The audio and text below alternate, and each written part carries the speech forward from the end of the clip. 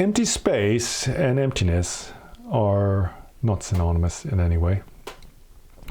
And in terms of objects of meditation, in terms of shamatha, and this is related to what I was talking about, these practices that you will get from Taisutto Rinpoche and Mingyu Rinpoche, these preparations for Mahamudra, is the coarseness or subtlety of the object.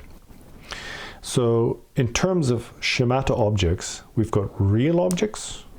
You know, we don't believe things are real, right? But in terms of real objects, then we've got things like, let's say there's a coin here, a little round coin or something like that, or a stone, or a candle.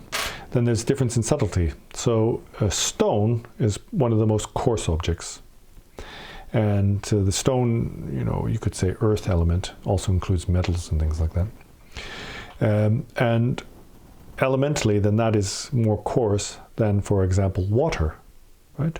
Water is more subtle.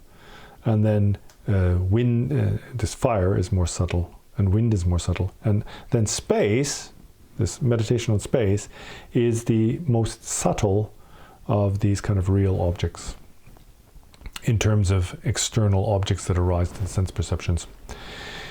So when you choose a meditation object, you have to choose something, well, some people say you should choose something that you like.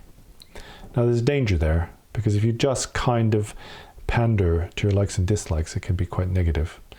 So sometimes you have to kind of live with something you don't like. But yes, if you have interest in your object, then that's good. So you've got these real outer objects, and there's the elements, stone, water, you know, wind, fire, space, etc. And the empty space is a much more subtle object. What does that mean? It's more difficult to hold the mind on a subtle object. So a stone is really stable, it doesn't change, it just sits there. To us, it feels like it's unchanging and permanent. And also because of the earth element, it's very grounding. So this is like an anchor for your mind, right? But when you try to meditate on even, let's say, a flame or a candle, then a flame is kind of ephemeral. It's always changing. So it doesn't have this this nature of being kind of solid and stable. And then with wind, you look like a flag or something like that, or you could see the smoke of the incense blowing in the wind. Again, that's subtle, right? It's more subtle than a stone. And even water is more subtle than a stone. It's kind of transparent or translucent. And so the mind isn't held so easily. And that's a difference of the subtlety. Now you could have outer objects that have other significance, like meaning. Like a Buddha statue or something, let's say this Vajra, is made out of metal, so you could say that's like an earth element, but also it has kind of spiritual significance. So we see, if you have a kind of Buddhist view, then we see this Vajra to be something sacred, or a statue of a sacred. A statue of a Buddha is like sacred to us.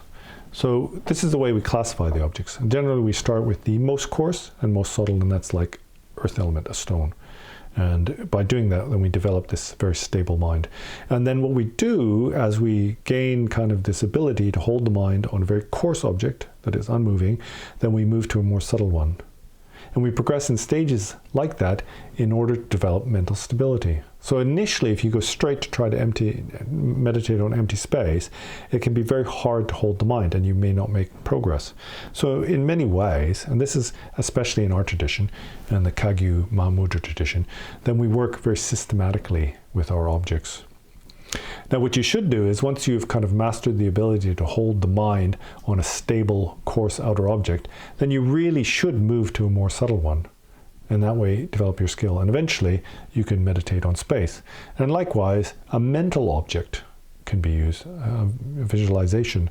But again, a visualization is very difficult, because in order to generate a visualization, we have to already have mental stability. So we can imagine a Buddha or green Torah. And what we normally find is that it's very unstable. It's hard even to see a visualization. It might be that you meditate for months and months and months and not even have a visual image in your mind, and it could just pop up for an instant. So as you can see, there's a great difference here. Now in terms of emptiness, then emptiness is the nature of all phenomena. So space is seen to be one of these kind of elements, right? These primary elements: earth, water, fire, wind, and space, etc. And it's a bit difficult because in the Buddha Dharma we talk about uncompounded space as being a non-composite phenomena. And that kind of contradicts modern discovery, where we see space to interact with composite phenomena. So there's a little bit of a difficulty there. But anyway, leaving that aside, that notwithstanding, then emptiness is the way things abide, this unborn nature. This is the way everything is, and it's the ultimate goal. Understanding this or developing this insight is our ultimate goal in meditation. Somebody who has realized emptiness has basically reached this level of insight, liberation from samsara. Somebody who has realized emptiness no longer suffers from physical pain, etc., mental pain, because they've realized the unborn nature of things. And it's not in any way related to empty space. Empty space is something you could say that appears to mind. Maybe we conceptually grasp empty space, but I can look, for example, in this room, I don't see the air, but I can be aware of this space that is in front of me. The space of a basketball or something like that in front of me. I can be aware of that, but it's not a real or tangible thing. So it's subtle, but that's got nothing to do with the nature of emptiness. The term emptiness means kind of voidness. It's a dongba ni, right? Dongba means void or empty, devoid. It's a negation. And ni is like essence. It's this essential particle, word particle in the Tibetan language. So really it doesn't mean nothing. It means the nature of voidness. So it can be translated as voidness. Now, what we need to do is come to understand this. And how do we come to understand or realize emptiness? Well, that is through contemplating impermanence. So there is coarse impermanence and there's subtle impermanence. Coarse impermanence is something that we all understand. One day I will die. That's a conceptual understanding that nothing lasts. We can see an object like this coin, for example, and although it seems to be unchanging, then conceptually we can understand that it will rust and eventually it will turn into oxide. It will completely disappear. It's being a coin in metal, this identity will be lost. And this is really what emptiness has to do with. What are we lacking? We're lacking self. What does lacking self mean? It means lacking identity. And so at the moment, we identify this as being money. It's a coin. It's a Canadian quarter. And to us, it seems like a real thing. But as we understand, then it's not only is its nature at the moment not solid, it's made of small particles and mostly space held together by kind of forces. But not only that, it's continually changing and eventually it will lose its identity. So if something doesn't have a fixed identity, a permanent identity, then it's said to be lacking self, no self. This is the truth of emptiness. It applies to everything. It applies to emptiness itself. Emptiness itself is empty of nature. So it's not a thing. It's the unborn state of reality. And how do we relate to that? Well, it is the only thing that we actually experience. But we don't understand that. And that's because our world, the world that we perceive, is one that we have fabricated out of our conceptual imputations, right? We have past, present, and future moments of experience. And these past moments do not exist.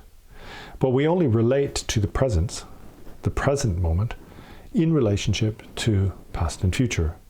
So we conceptualize things as being continuums. For example, me, the self, we see to be a continuum. My mind, we see to be a continuum.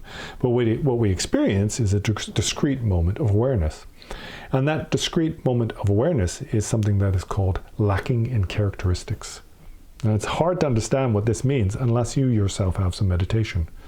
But this presence or discrete moment of awareness is not something that itself includes any specific characteristics. Those characteristics only arise to our mind in dependence upon our notions of past and future, interrelations, this interconnectedness between for example, my likes and my desires. So something will arise to my senses and we think that's beautiful, right?